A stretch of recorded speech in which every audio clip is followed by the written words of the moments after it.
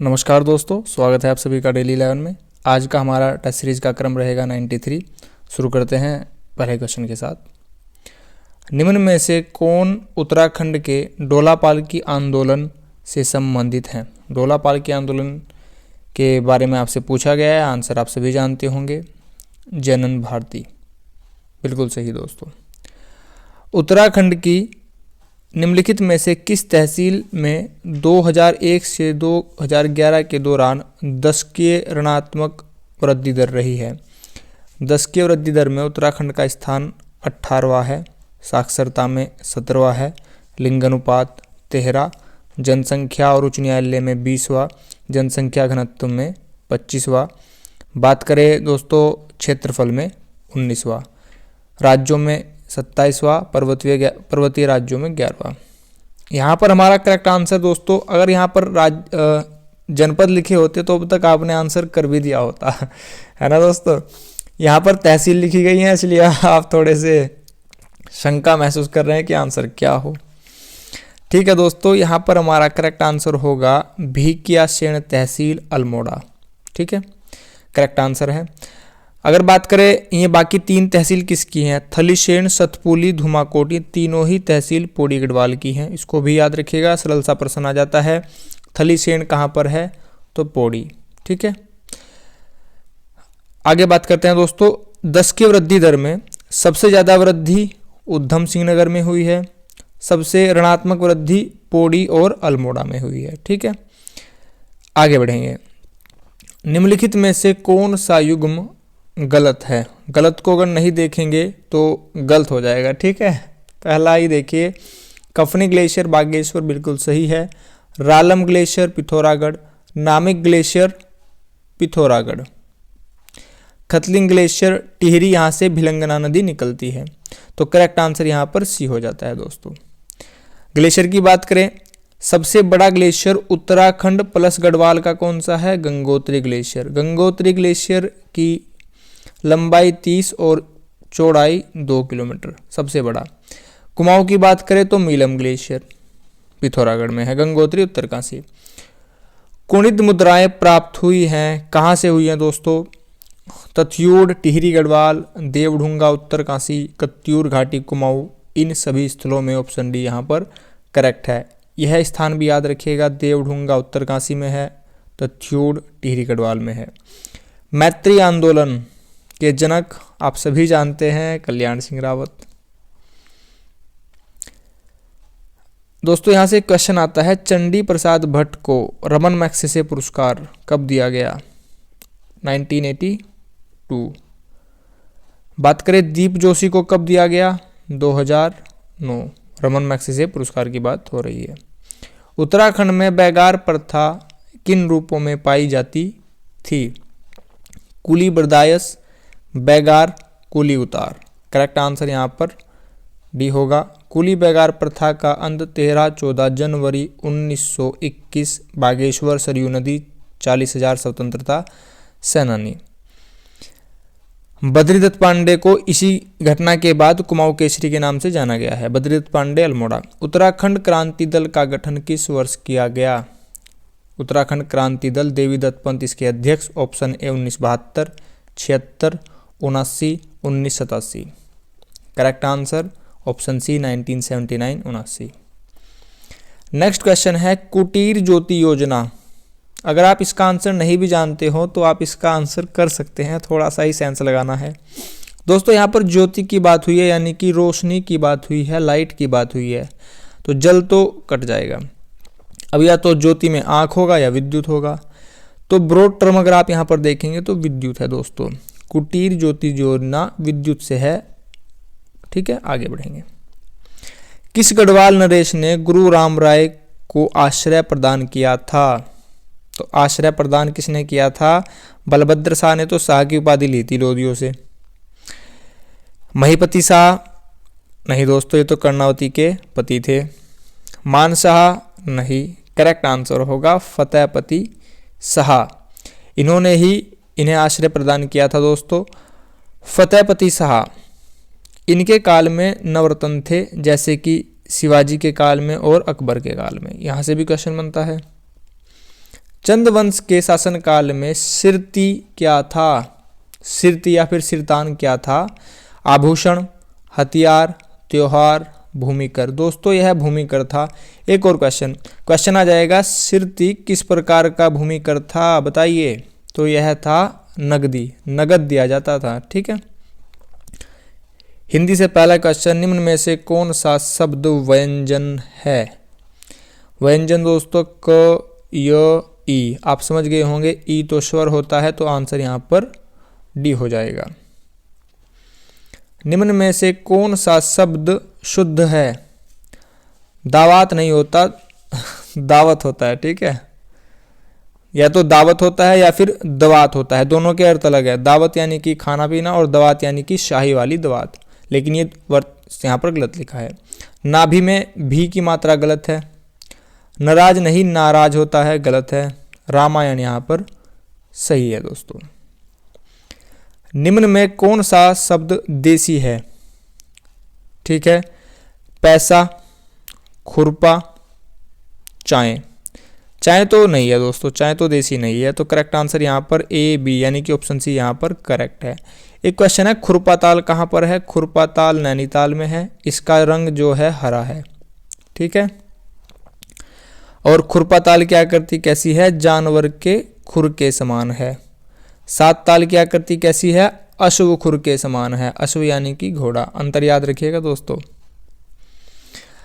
नाटक संज्ञा शब्द का विशेषण क्या होगा? तो विशेषण चार प्रकार के होते हैं। तो नाटक जहां पर विशेषता बता सकता है, तो देखिए नौटंकी नहीं होगा, या तो नाटकीय होगा या नाटककार। नाटककार तो दोस्तों व्यक्ति हो जाएगा, यहाँ पर विशेषण बताया जाएगा नाटकीय। ऑप्शन ए करेक्ट है। विशेषण चार और अव्यय भी चार प्रकार के होते हैं, याद रखिएगा। अंतरराष्ट्रीय में संधि कौन सी होगी? देख लीजिए दोस्तों, अंतरराष्ट्रीय में यहाँ पर दो र आ रहे हैं, तो र ही होना चाहिए। ऑप्शन सी आपने काट दिया। ऑप्शन ए अभी आपके पास बचता है। अब अगर आप देखेंगे ऑप्शन ए में राष्ट्रीय लिखा है और यहाँ पर है य, तो ये भी कट जाएगा। आंसर तो बड़ा प्यारा है, आराम से सामने आ जाता है अगर थोड़ा सा ही सेंस लगाएं। ऑप्शन बी यहाँ पर करेक्ट है। ठीक है दोस्तों, आगे बढ़ते हैं। जाति एक बंद वर्ग है, यह कथन किन भाई साहब का है बताइए? DN. Majumdar, Karl Marx, Freud. दोस्तों आंसर ए या बी में से एक है। आंसर बताने से पहले मैं आपको बता दूं, कार्ल मार्क्स की एक पुस्तक है दास कैपिटल, सभी ने याद कर रखा है, मुझे पता है, लेकिन कोई बता सकता है कब प्रकाशित हुई थी? 1867। रट लीजिएगा इसको। जाति एक बंद वर्ग है, यह कथन कहा है मजूमदार जी ने। ठीक है दोस्तों, दुल्हन की जाति से उच्च जाति में दूल्हा ढूंढने के अभ्यास को क्या कहा जाता है? तो यह तो एक अच्छी बात है, निम्न जाति से उच्च जाति में जा रहे हैं। प्रतिलोम कहाँ से हो गया? बहु विवाह भी नहीं है, एक ही तो विवाह है, तो बहु कहाँ से आ गया? करेक्ट आंसर अनुलोम। इस टाइप से क्वेश्चन के आंसर तक आप पहुंच सकते हैं। सभी 100 में से 100 क्वेश्चन किसी से नहीं आते हैं दोस्तों, मुझसे भी नहीं आते हैं, लेकिन कुछ क्वेश्चन आप अपने सिक्स सेंस से कर सकते हैं। आपने जो ज्ञान बटोरा है उसके आधार पर कुछ क्वेश्चन आप कर सकते हैं, और वही क्वेश्चन आपका चयन मेरिट में स्थान बनाने में मदद करेंगे। मानव शरीर की सबसे लंबी और मजबूत हड्डी कौन सी होती है? देखिए दोस्तों, शरीर में कौन सी हड्डी मजबूत है आपके? Humerus, tibia, radius, femur. Femur हड्डी होती है पैर की जांग की हड्डी होती है। ठीक है दोस्तों। औद्योगिक समाज का एक विशिष्ट पक्ष है। औद्योगिक, फैक्ट्रियां, कंपनियां। आंसर अब आप कर सकते हैं। फैक्ट्रियों में क्या हो रहा है दोस्तों, बताइए सोच के। कल्याण तो नहीं हो रहा है किसी का भी, बहुत सारा काम करना पड़ता है। जनतंत्र का क्या अर्थ है? साम्यवादी भी नहीं होगा, पूंजीवाद। फैक्ट्रियों में पूंजीवाद चल रहा है दोस्तों। ठीक है, नेक्स्ट क्वेश्चन भी इसी से संबंधित है। किस समाज में श्रमिक संगठन एक लक्षण है? श्रमिकों की आवश्यकता कहाँ पर होती है? आंसर आपने अब कर दिया होगा। श्रमिकों की आवश्यकता होती है औद्योगिक, उद्योग, फैक्ट्री, कंपनियां। ठीक है। ISO 9000 आपको विश्वास दिलाता है कि क्या विश्वास दिलाता है दोस्तों? समय पर उत्पाद पहुंचाने की जिम्मेदारी? नहीं। सही मूल्य एवं वजन? नहीं। मानकीकरण कार्य पद्धति की गुणवत्ता का? ऑप्शन सी यहाँ पर करेक्ट है। हिंदू परंपरागत विश्वास के अनुसार विवाह क्या है दोस्तों? विवाह संस्कार है, जो आप में से विवाहित हैं बताइए। समझौता है, औपचारिकता है या बंधन है? ऑप्शन सी तो आपने हटा दिया होगा, ठीक है। ए बी डी में आप आंसर बताइए। विवाह है दोस्तों संस्कार, और संस्कार कितने होते हैं? 16। पुराण कितने होते हैं? 18। उपनिषद कितने होते हैं? 108। वेद कितने होते हैं? 4। ऋग्वेद सबसे पुराना वेद। इको मार्क का चिन्ह किस पर लागू होता है? बिजली उपकरण पर, ऊनी वस्त्र पर, प्रदूषण मुक्त पदार्थ पर, उपरोक्त में से कोई नहीं। इको मार्क इन्वायरमेंट से संबंधित बात हो रही है, तो सभी प्रदूषण मुक्त पदार्थ के लिए इको मार्क का हम यूज करते हैं। ठीक है दोस्तों, मैथ रीजनिंग से आपके सामने पहला क्वेश्चन है और ये मैथ का क्वेश्चन है। 2 मिनट का समय लीजिए और बताइए करेक्ट आंसर क्या होगा। सरल प्रश्न है, कोई बड़ी बात नहीं है। आप सभी ने आंसर किया होगा, मुझे उम्मीद है। देखिए दोस्तों, यहाँ पर लिखा है सभी रूट के ऊपर वर्गमूल के ऊपर 3 लिखा है, तो स्क्वायर को तो भूल जाना, ठीक है। 16 यहाँ पर 64 लिखा है, 64 का क्यूब रूट किसे कहा जाएगा? यानी कि 64 को हम लिख सकते हैं 4 गुना 4 गुना 4, यानी कि 4 की पावर 3। इस 3 से ये वर्गमूल नहीं, ये क्यूब रूट कट जाएगा, तो यानी कि यहाँ पर आंसर आएगा 4। ठीक है, मैंने आपसे बताया क्यूब रूट को हटाने के लिए आपको यहाँ पर 4 लिखना होगा। अगर यहाँ पर होता दोस्तों सिंपल 64 का वर्ग होता तो आंसर आप 8 कर देते, लेकिन यहाँ पर क्यूब लिखा है तो 4 होगा। बहुत सारा ज्ञान हो गया, अब आप समझ गए होंगे। यहाँ पर 4 आएगा। 729 9 का होता है, 216 6 का होता है। एक और बात, यहाँ पर प्लस है, यहाँ पर प्लस है, यहाँ पर मल्टीप्लाई है मित्रों, ठीक है। इस टाइप की चीज़ें एग्जामिनर अवश्य खेलता है, क्योंकि सबका ध्यान कहाँ पर रहेगा? क्वेश्चन पर रहेगा, कोई साइन पर नहीं जाएगा। जिसने स्टार्टिंग में मल्टीप्लाई देखा वो मल्टीप्लाई मान लेगा इनको, जिसने इधर लास्ट में प्लस देखा वो सबको प्लस मान लेगा, ठीक है। इन सभी सिली मिस्टेक से बचिएगा, खुद को बचाइएगा। 4 आएगा प्लस 9 आएगा प्लस 216 6 का होता है मल्टीप्लाई, 13 31 होता है 11 का। इसको कर लीजिए, आंसर आ जाएगा। तो पहले हम मल्टीप्लाई करेंगे, 11 छिक्की 66, 9 और 4 होते हैं 13, 66 और 13 होंगे 79, यानी कि 79। क्वेश्चन के ऑप्शन में कहीं भी 79 आपको नहीं दिख रहा है, ऑप्शन डी यहाँ पर करेक्ट होगा। नेक्स्ट क्वेश्चन, एक डीलर अपना सामान, मेरे पिताश्री भी डीलर ही हैं, एक डीलर अपना सामान क्रय मूल्य से 20% की हानि पर बेचता है, ठीक है, परंतु वह सामान का भार 40% कम कर देता है। मेरे पिताजी ऐसे नहीं है, ठीक है दोस्तों।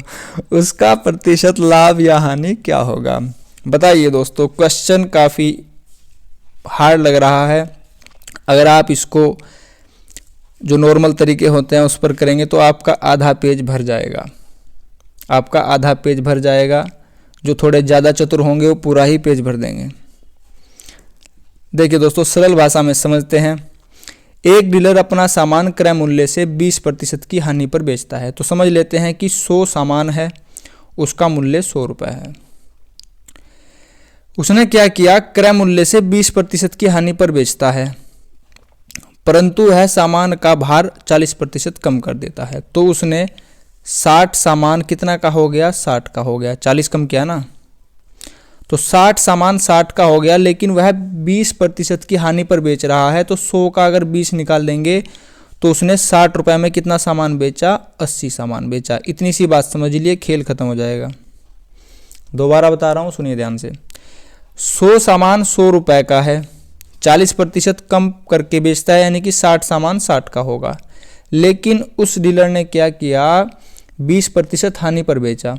तो 100 में से 20% निकाल देंगे तो 80 सामान बेच रहा है 60 रुपये में। अब देख लीजिए, 60 रुपये में 80 सामान बेच रहा है ना, तो यानी कि इनका अंतर कितना है? 20%। निकालना है 100, 0 से 0, 2 तिया 6 और 3 से जब आप 100 को काटेंगे तो 3313, ठीक है, 33% आ जाएगा। एक और बार देख लेते हैं। 100 सामान 100 के हैं, 40% कम करके बेच रहा है तो 60 सामान 60 के हो गए। उसने नुकसान उठाया है 20% का, यानी कि उसने 80 का सामान बेचा है 60 में। तो 60 में बेचा है, 80 का सामान था तो 80 माइनस 60 गुना 100। मैंने यहाँ पर इनका लिखा 20, 20 दिया 60, 3 से 100 को काटेंगे 33.33। ठीक है दोस्तों, अब देखते हैं हमारा आंसर यहाँ पर क्या होगा। ऑप्शन सी आप देख पा रहे हैं 33.33, 33 1/3 यहाँ पर लाभ हो रहा है। तो दोस्तों यह था टेस्ट सीरीज का क्रम 93। अगर आप चैनल पर नए हो तो प्लीज़ चैनल को सब्सक्राइब कीजिएगा, वीडियो की नोटिफिकेशन पाने के लिए बेल आइकन पर प्रेस कीजिएगा। आपने अपना कीमती समय चैनल को दिया, इसके लिए आप सभी का बहुत बहुत धन्यवाद। Thanks for watching. नमस्कार दोस्तों।